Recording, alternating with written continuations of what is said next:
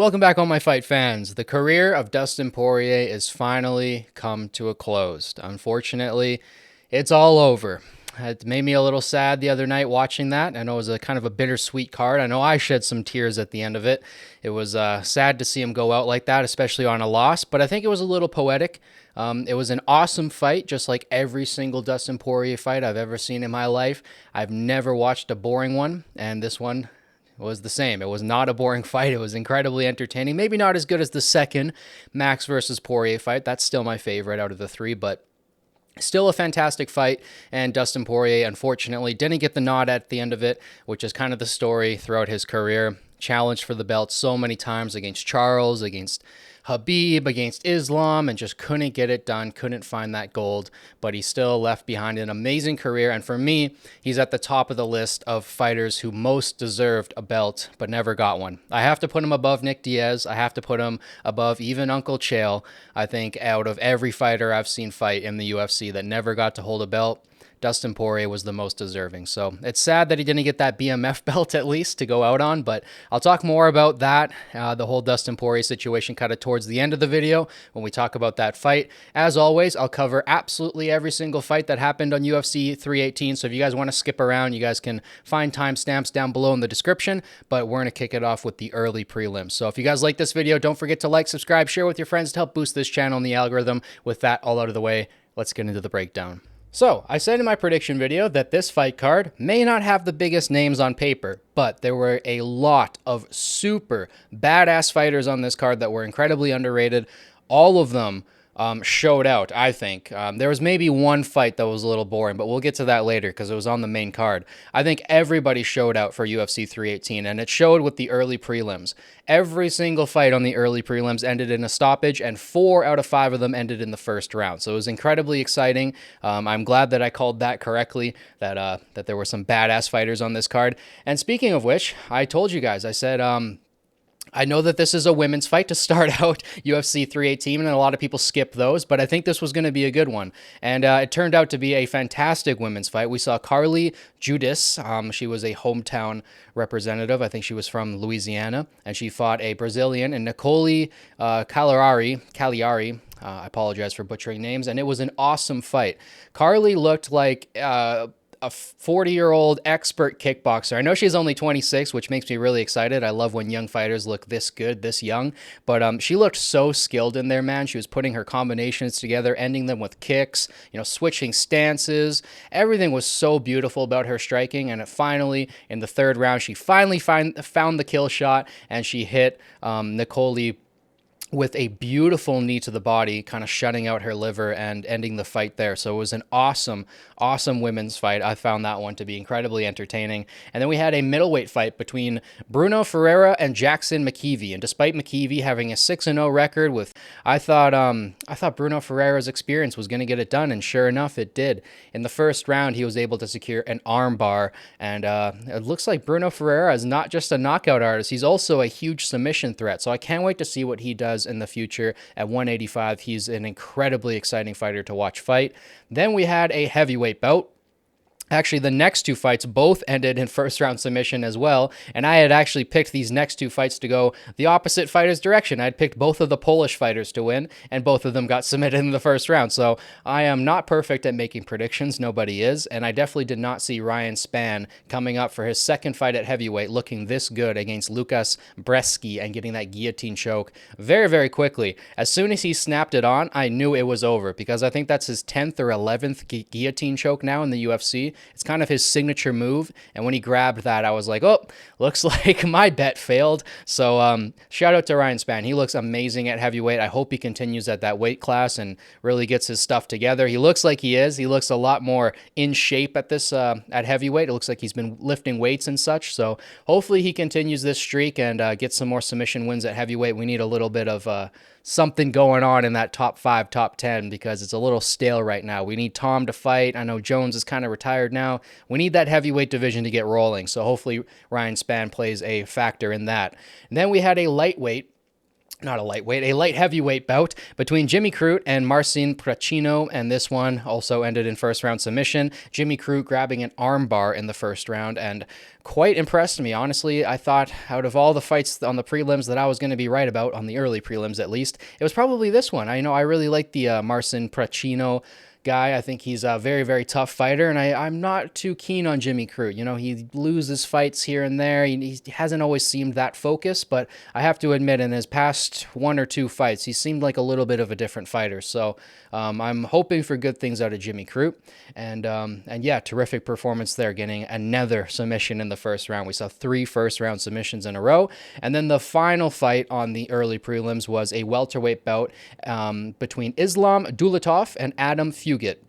And going into this one, I was pretty confident in this one as well, being that Dulatov has, I think, an 11-1 record, and all 11 wins have come by knockout. So it was looking pretty good for him to finish this one early. And yeah, he got Fugit out of there with a beautiful combination, knocking him out in the first round as well. So if there's one fighter, I think, on the entire card that all men can be jealous of, it's probably Islam Dulatov, man. This guy's 6'3". He's 26 years old. Just bought his second Lamborghini, the commentary team said. And he's also a model. He's got a modeling contract with GQ at the time of recording this video. I think it's today. I think it was on Monday.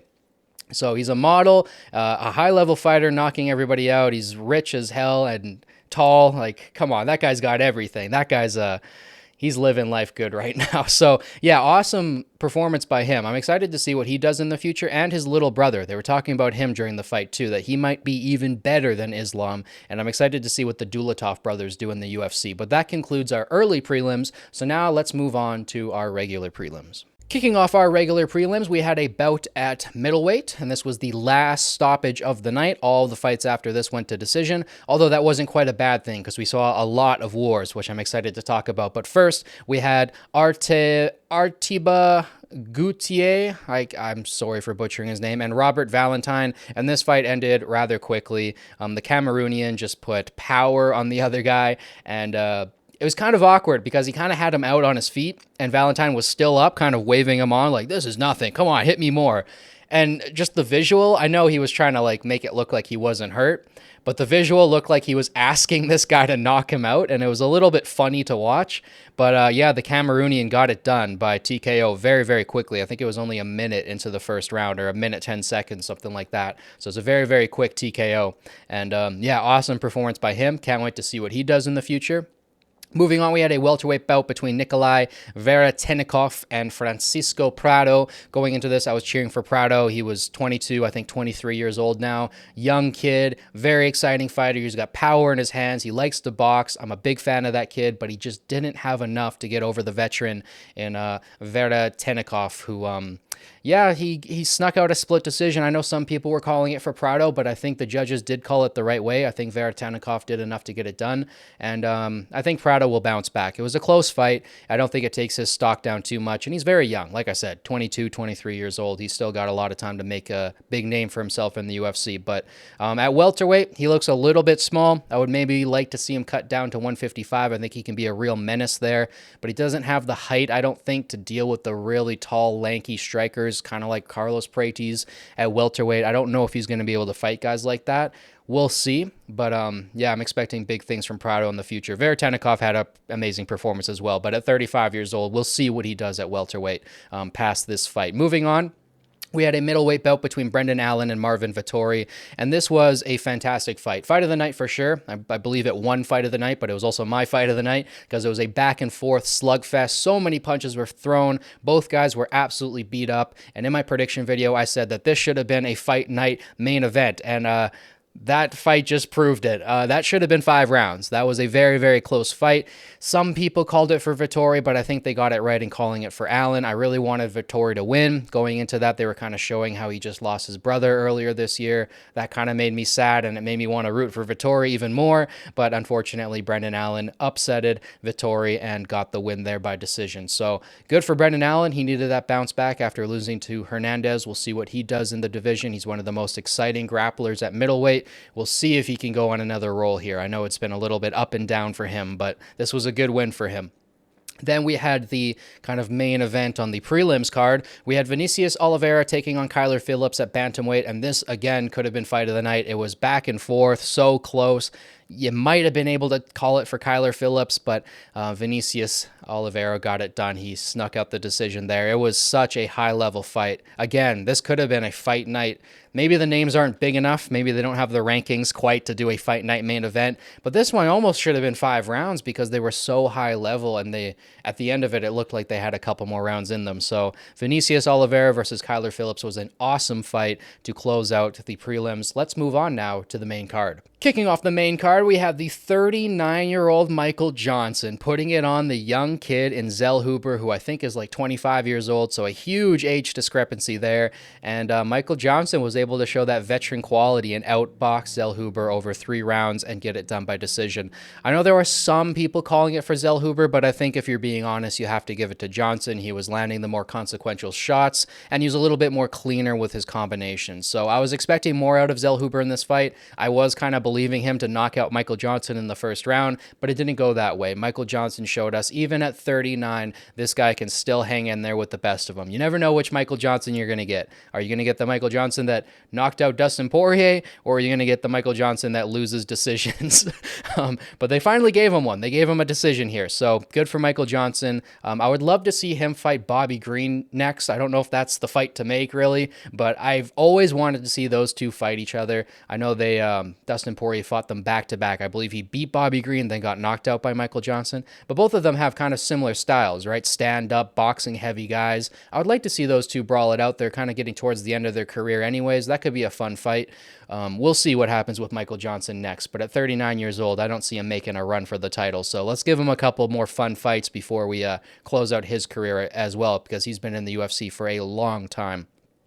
Then we had a featherweight bout between Patricio Pitbull and Dan Ige. Another close fight, back and forth. I think Pitbull just did a little bit more with the wrestling, mixing things up and really fighting a full MMA fight to get this done. So I think the judges did get it right in this one. And I'm happy for Pitbull because I've been wanting for years for him to come over. I think 5 or 10 years I've been begging the UFC, come on, bring Pitbull over. Bring both of them over. Both the Pitbull brothers are great, but Patricio in particular has always been one of the guys who I saw as one of the best top 3, maybe even top 1 featherweight on the planet. I always wanted to see prime Pitbull versus prime Volkanovski. We're not going to get that, but maybe that fight could be made at the end of their careers. We'll see. But it was an awesome performance by Pitbull. That's what I like to see out of him. That's the Pitbull I know. I know he had a tricky debut there against literally the trickiest fighter in the UFC in Yair Rodriguez. So him dropping his first fight to Yair, I can kind of excuse that a little bit, and it was still a close fight. So we'll see what he does next. I hope he gets another fight in before the end of the year. And yeah, awesome to see for Pitbull. Then moving on, we had a welterweight bout between Daniel Rodriguez and Kevin Holland. And going into this one, I thought Kevin Holland was going to get it done early. I thought he was going to get either a submission or a knockout in the first round. I honestly counted D-Rod out, and I'm never going to do that again. I've done that a couple times before, and I promise I'm not going to count D-Rod out anymore because he fought brilliantly in this fight. He fought dirty. He made things messy in there, and he didn't let Kevin Holland get off the clean striking that he might have wanted to. And I thought that he fought a brilliant fight. And I do think he won. You know, again, it was kind of a close fight, 29-28 on the scorecards. But I do think that Daniel Rodriguez did enough to get that done. So shout out to D-Rod. Great performance. I'll never doubt you again. And moving on, we had the co-main event between Paulo Costa and Roman Kopylov. And we saw vintage Costa in this one. I haven't seen Costa look that good since he fought Yoel Romero. He looked really good in the Robert Whittaker fight too. Don't get me wrong, that was a close fight, but this is the best I've seen Paulo Costa in years. So terrific performance by him, but I have to say that this was probably the most boring fight on the entire card, mainly because Kopylov didn't go. He would hit Paulo Costa every once in a while and kind of keep the fight at a distance a little bit. But Paulo Costa was the one who was ripping the body, hitting combinations, like doing all of the work. Kopylov really didn't get his hands going. I thought the whole time he had the speed and the precision advantage, and if he just let his hands go, he probably could have knocked out Paulo Costa, but he just didn't go, and it was really frustrating. So As somebody who bet on Kopylov to win, that one kind of hurt a little bit. It was very, very frustrating to watch at the very end there. So shout out to Costa. Amazing performance. Looked absolutely vintage in that one. And I know he called out Khamzat Chimaev at the end. If Chimaev beats DDP for the belt, that would be a very fun fight. But I honestly don't see Costa being much more of a challenge to Khamzat Chimaev than Dracus du Plessis would be. So we'll see how that plays out. We'll see if he actually gets that fight. It would be fun to watch that press conference between Chimaev and Paulo Costa. That would be comedy gold. But as far as that fight playing out, I still think Chimaev is the absolute boogeyman of this division. So yeah, an amazing fight there. It was kind of the most boring fight on the card, but it was still a great fight. I don't think it was a boring fight overall. I just think it was the most boring on the card, if that makes sense. The whole card was fantastic, and we closed it out with the main event for the BMF title between Max Holloway and Dustin Poirier at lightweight, obviously. And going into this one, leading up to fight week, I was kind of leaning more and more and more towards Max. My brain was going Max, Max, Max. Look at him. He looks so much better at this weight class now. The first time that he fought Dustin, he looked like a 145er. Now he looks like a 155er. He's in his prime. He's 33. Dustin Poirier is 36, so he's kind of nearing the end of that slope, hence why he retired. So my whole mind going into this fight was just leaning more and more towards Max. And I'm like, I think Max has the edge. I think Max has the edge. I couldn't push it past more than 50-45 odds-wise because I still, going into it, I thought it was a 50-50 fight. And as it played out, it kind of showed to be a little bit of a 50-50 fight. But in that first round, man, I think Max probably could have finished it. I think maybe he pulled back a little bit to give us a war and not finish Dustin Poirier in the first round. That would have made everybody cry. So that might have happened there. I don't know. I'd have to rewatch the fight, but it looked like Max kind of took a hold of the fight very early and was just basically just edging it out all the rounds. I don't know how you guys scored it. I know Max Holloway won round one. I think possibly you could have given it to Dustin for round two for what he did at the very end of the round, but still it was mostly a Max round. And then the last three rounds are kind of like, you could call it either way. I really don't know. You could call this fight 5 rounds for Max Holloway. You could call it 4-1 for Poirier, and I wouldn't be upset with that either. So it was a very, very close fight. And like I said, going into this fight week, my brain was leaning more towards Max, but every single interview that I watched, whether it was Dustin Poirier with those letters or just the press conference in general, everything leading up to that fight just made me more and more want Dustin to win this last fight. Just let him win this last one. And like I said in the beginning of the video, I think it was kind of a poetic ending because he didn't win. And that's kind of been the story of his career. He doesn't win. He doesn't get the belt. He wins all the great fights that he shows out in to get his way to the title. He has fight of the night after fight of the night after fight of the night, beating up the top guys in the world. And then the belt's on the line, and then he just can't get it done when the belt's on the line. So again, another belt was on the line, not the gold belt, but the BMF belt, and he couldn't get it done yet again. So it was almost poetic. It almost made sense for him to lose. But at the same time, it was a very close fight. Just like every fight he's been in that he's lost. The Khabib fight was close at times. He had the closest moment against Khabib anybody's ever had with that guillotine. The Islam fight was close. One of Islam's closest fights, maybe besides the first Volk fight. And again, with Charles Oliveira, he had moments in that fight too. So every single time that he loses, it's not like he's getting destroyed or beaten. He's always fighting. He's always there. He's always having his moments, and he's always making it a fun war. So I think it ended perfectly. And it's better for the division if Max wins. Max has a future at 155. Dustin's now retired. So I'd like to see, Max fight somebody maybe in the top 5 or get that rematch with Ilya, but I don't think that'll go well for Max. But yeah, it was a bit bittersweet, man. I was shedding some tears with Dustin Poirier coming out. The crowd was going crazy. I don't think I've ever seen the crowd go that crazy for a fighter's walkout. I mean, everybody was mogging him. Everybody wanted to touch him as he was coming out. Seemed like he was almost tearing up a bit as he was trying to stay tough and mean walking out. It seemed like the emotions were getting into him a little bit. And then at the end there, I thought it was after the fight was over, I thought it was such a classy act what Max Holloway did. I'm sure a lot of you guys saw it. He took the mic. He said, "Thank you to the fans. Sorry for beating up your boy. I want Ilya next." And then he tossed the mic right away. He said, give this to Dustin. It's his night. It's his retirement. I don't want to talk anymore. And I thought that was really, really classy. It's stuff like that makes me love Max Holloway. I mean, I love both of these fighters, but that was really, really classy by Max. And then we got to see Dustin take his gloves off, kind of do the little highlight video of his whole career. He started tearing up during that. Just seeing both of their kids or I think I saw Max's kid. I don't know if I saw Dustin's kid, but I saw Dustin's wife in there. Just seeing their families together, it made me tear up a little bit. I got to be honest. It was kind of a sad moment. So amazing fights. The whole night, amazing fights. The early prelims were some of the best early prelims I've ever watched in my life. The prelims were fantastic. We got some amazing wars like the one between Allen versus Vittoria. That's one of the best fights of the whole year. And then we closed it out on the main card with a lot of great fights. I think the only one that was slightly boring was the Kopylov-Costa fight, and even that was a great fight. So all around, it was a great night of fights. Everything kind of came together. I thought Lil Wayne was actually going to sing when he walked Dustin Poirier out, not just walk behind him. You could barely see him. He's so short.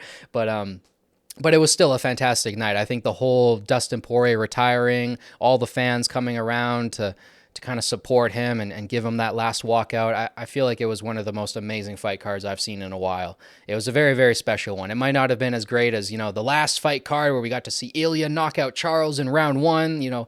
Maybe not as many crazy moments like that.